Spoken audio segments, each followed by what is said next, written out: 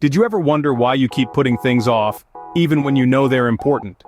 Today, we're diving headfirst into the murky waters of procrastination and laziness, two forces that are often misunderstood, yet have such a profound impact on our lives.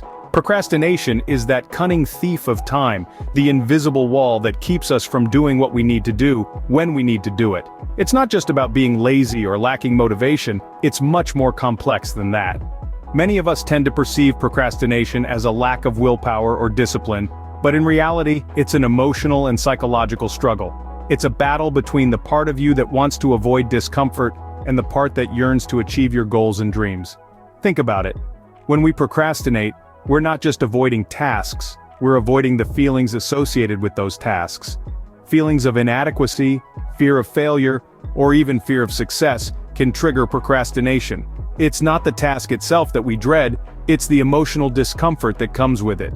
Now, you might be thinking, so what? I procrastinate a bit. What's the big deal? Well, the impacts of procrastination can be far-reaching. It can affect your personal life, causing stress, guilt, and a sense of failure. It can strain relationships and erode self-esteem. On a professional level, the stakes are even higher. Missed deadlines, poor performance, and lost opportunities are just the tip of the iceberg. Procrastination can hinder your career growth and even affect your financial stability. But here's the thing, my friends. Understanding the nature of procrastination is the first step to overcoming it. It's about recognizing that this isn't just laziness or lack of discipline, it's a complex issue tied to our emotions and mindset. Procrastination isn't just about being lazy, it's a complex issue that can hold you back from reaching your full potential. And that's why we're here today, to unravel this complexity and find effective ways to break free from this trap. So, buckle up, and let's delve deeper. Believe it or not, there's actually a scientific explanation for why we procrastinate. It's not just about poor time management or lack of willpower, it's about how our brain works. Our brain is a complex organ with two key players when it comes to decision-making, the prefrontal cortex and the limbic system. The prefrontal cortex is the rational, logical part of our brain. It's the part that tells us to get to work, finish that project, or study for that exam. The limbic system, on the other hand, is all about instant gratification. It's the part of our brain that makes us crave that slice of cake or binge-watch our favorite show when we should be working. Now, when the task at hand is perceived as unpleasant or difficult, our brain naturally tends to favor the limbic system's desire for immediate rewards over the prefrontal cortex's rational thinking. This is why we often find ourselves procrastinating, opting for immediate pleasure over future benefits. But here's the good news. Understanding this science can actually help us fight procrastination. By acknowledging that our brain is wired to seek immediate rewards, we can use this knowledge to our advantage. For instance, we can trick our brain into thinking that the task isn't as unpleasant or difficult as it initially seemed. We can break down the task into smaller, manageable parts, making it less daunting. Or we can create immediate rewards for ourselves each time we complete a part of the task, thus satisfying our brain's desire for instant gratification. In essence, we can rewire our brain's approach to tasks by making the process more enjoyable and rewarding. It requires patience and consistency, but with time, we can definitely train our brain to choose productivity over procrastination.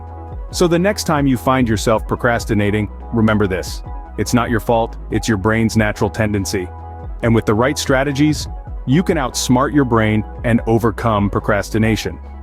Knowing why we procrastinate can be the first step towards overcoming it. Now that we understand why we procrastinate, it's time to learn how to stop. First, let's talk about breaking tasks into manageable parts.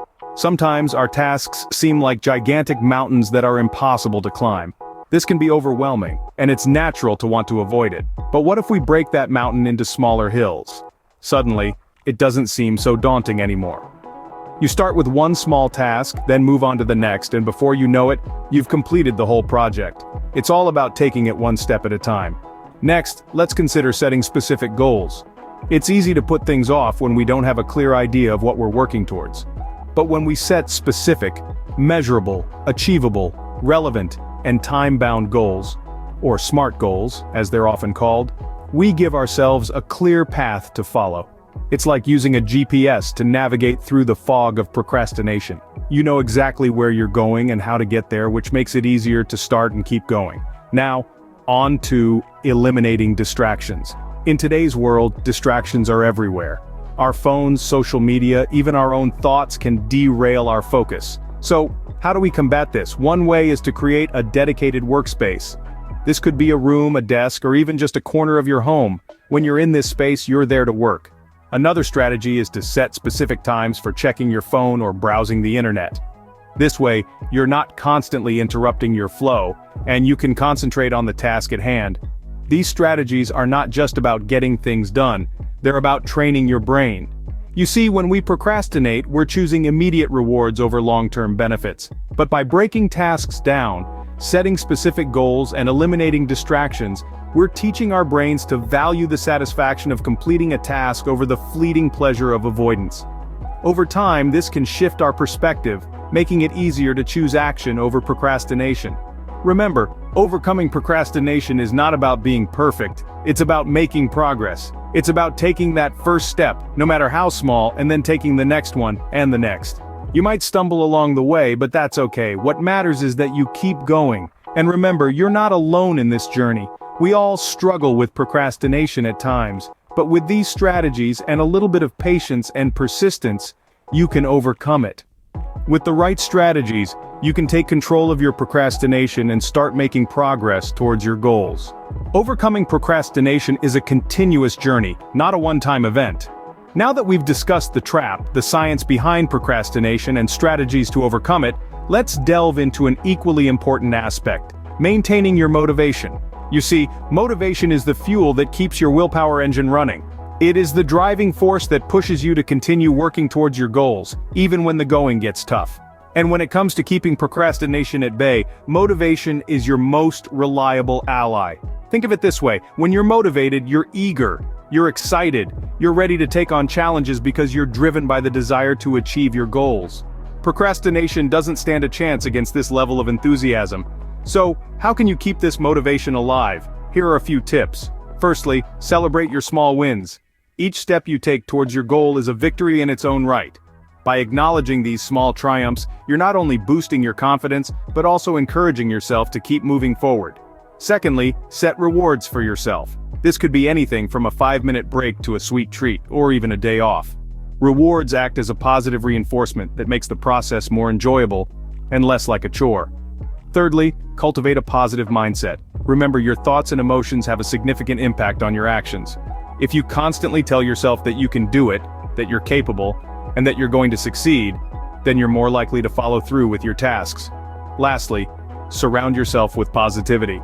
This could be positive people, positive environments, or even positive affirmations. Positivity breeds positivity, and when you're in a positive state of mind, you're more likely to stay motivated and less likely to succumb to procrastination. As we wrap up this segment, let's remember one thing. The key to overcoming procrastination is staying motivated and committed to your goals. So, let's fuel up, keep that engine running, and make our way towards our goals without letting procrastination slow us down. Procrastination may be a common problem, but it doesn't have to control your life. Remember, we've unpacked the trap of procrastination, delved into the science behind it, and explored strategies to conquer this beast. When we understand procrastination, we can better equip ourselves to combat it. Strategies like breaking tasks into smaller, manageable parts, setting realistic goals, and rewarding ourselves for progress can help us stay on track. And let's not forget the importance of maintaining motivation. It's not always about the destination, but the journey.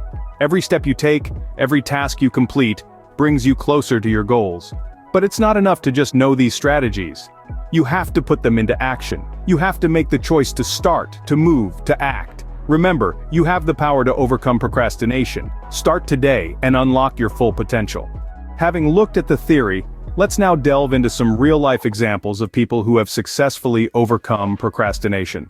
It's one thing to talk about strategies, but seeing them in action can be truly inspiring. Our first example is that of a successful entrepreneur. As a startup founder, he found himself overwhelmed with the myriad of tasks that needed to be done.